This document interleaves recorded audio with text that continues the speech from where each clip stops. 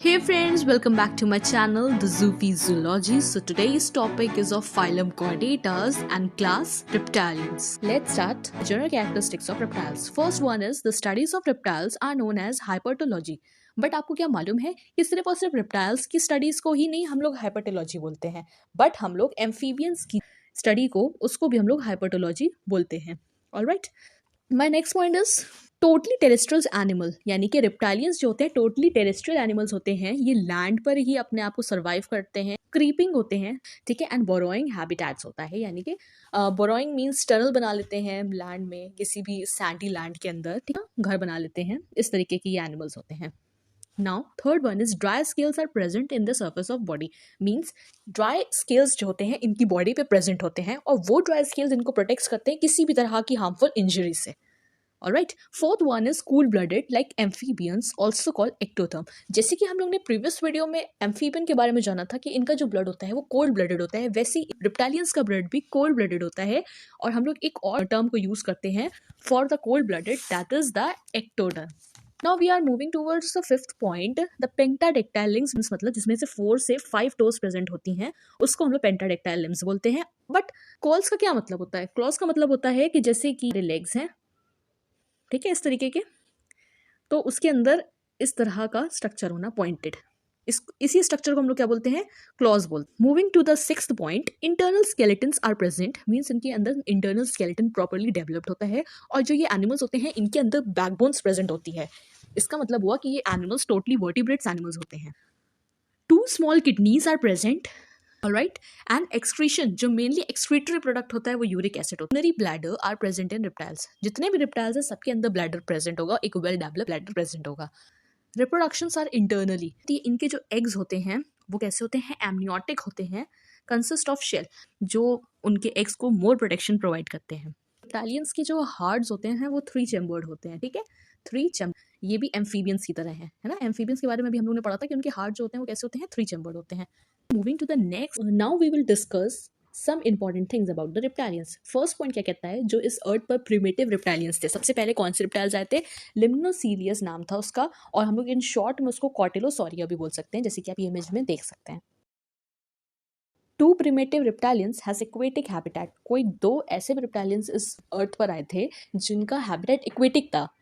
रिप्टालियंस आज present time में हैं वो सबका जो हैबिटेट है वो टेरेस्ट्रियल है, बट कोई 2 ऐसे रिप्टालियंस आए थे जिनका जो हैबिटेट था वो इक्वेटिक था, that is the Limnoscelis and सीमोरिया.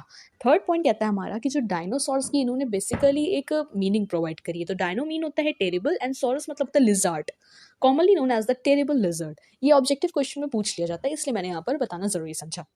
Fourth point is earth पर the largest and the most fearful predator that ever walked the face of the earth was the Tyrannosaurus. Next page of some important things about the reptilians. Fifth point क्या कहता है? जो स्पिनोडॉन्स होते हैं वो order रिंकोसेफेलिया belong करते हैं और ये फाउंड होते हैं न्यूजीलैंड में. इस टाइम पर ये एक्सटिंक्ट एनिमल में आता है और इसको एक आइसोलेटेड रीजन्स पर रखा गया है जहाँ पर इसके कोई भी एनिमीज प्रेजेंट ना हो जो इसको मार ना सके, और इसका कॉमन नेम होता है टोरटा. ये आप इमेज में देख सकते हैं. तो ये था स्पिनोडॉन. नेक्स्ट पॉइंट जो होता है वो हमारा कहता है कि स्पिनोडॉन के पास एक थर्ड आइज प्रेजेंट होती है, विच इज देयर स्पेशल और द इंटरेस्टिंग फीचर, और उस थर्ड आइज को हम लोग पीनियल या फिर पेरिएटल आइज बोलते हैं. सेवेंथ पॉइंट, जो स्पिनोडॉन्स और या फिर टोरटारास होते हैं इनके अंदर कॉर्पुलेटरी सेल नहीं प्रेजेंट होता है. मीन्स ये अपने स्पर्म्स को ट्रांसफर नहीं कर सकते हैं. स्पिनोडॉन्स के अंदर यानी कि टोरटारा के अंदर कॉर्पुलेटरी सेल किसी भी तरीके का प्रेजेंट नहीं होता है, बाकी रिप्टाइल्स में ये सेल प्रेजेंट होता है. 8 पॉइंट क्या कहता है? जितने भी रिप्टालियंस हैं उन सब का 3 हार्ट चैम्बर्ड है, ठीक. While in crocodiles the 4 heart chamber. Crocodile के पास 4 हार्ट चैम्बर्स होते हैं, हमेशा याद रखिएगा, ये ऑब्जेक्टिव क्वेश्चंस में रेस होते हैं ये क्वेश्चंस. 9 क्या है? क्रोकोडाइल्स और स्नेक्स इन दोनों के पास यूनरी ब्लैडर नहीं होता है, जबकि हम लोग ने कैरेक्टरिस्टिक्स में पढ़ा था कि सारे रिप्टालियंस के पास यूनरी ब्लैडर प्रेजेंट होता है, but in the case of the crocodiles and the snake they lack urinary bladder. 10th point क्या कह रहा है? Classifications of reptilians is based on temporal fenestrae और द विक्वल्टीज. ये एक तरीके की ओपनिंग होती है जो माउथ को बड़ा सा खोलने के लिए हेल्प प्रोवाइड करती है. 7th is carapace is present in tortoise. Tortoise का जो ऊपर का शेल होता है ना, ऐसे करके टॉर्टाइज निकला हुआ होता है, तो उस शेल को हम लोग सेरापाइज बोलते हैं, ठीक है. Crocodiles has thecodont teeth. And 13th is foramen panizzae is found in the heart of the crocodile. ये एक तरीके का होल होता है जो लेफ्ट टू राइट अरोटा को एक साथ ज्वाइन करता है, ऑलराइट। और ये स्पेशल होल सिर्फ और सिर्फ क्रोकोडाइल्स के अंदर, हार्ट के अंदर प्रेजेंट होता है।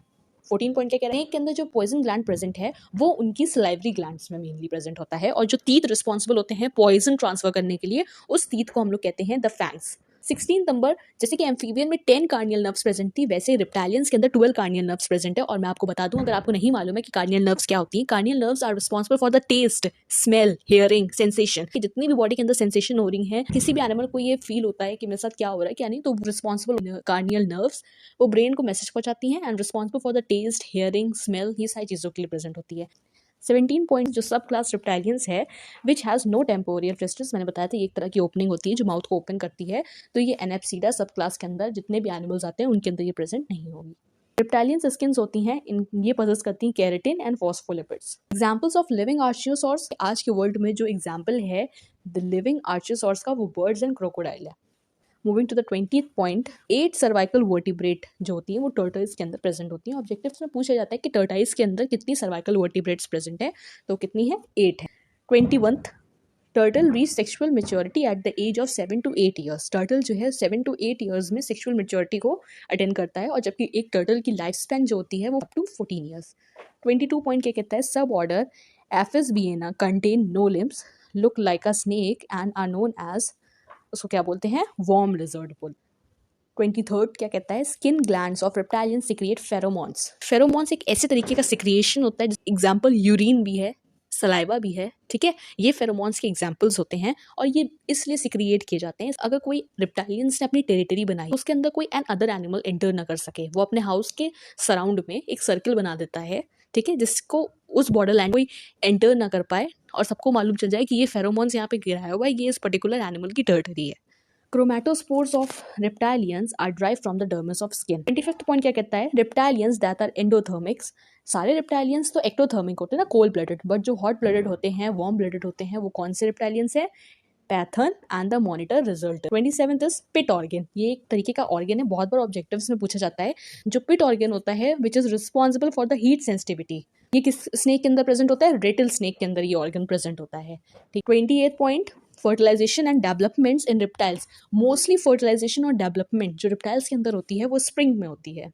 30th point, intermediate organs are absent in, जैसे कि मैंने बताया था कॉर्पोरेटरी ऑर्गन सबके अंदर प्रेजेंट होता है, बट टोर्टारा के अंदर प्रेजेंट नहीं होता है। तो वही ये पॉइंट दूसरे तरीके से लिखा हुआ है कि इंटरमीडिएट ऑर्गन एब्सेंट होता है टोर्टारा के अंदर। Female tuataras store male sperms up to 6 year.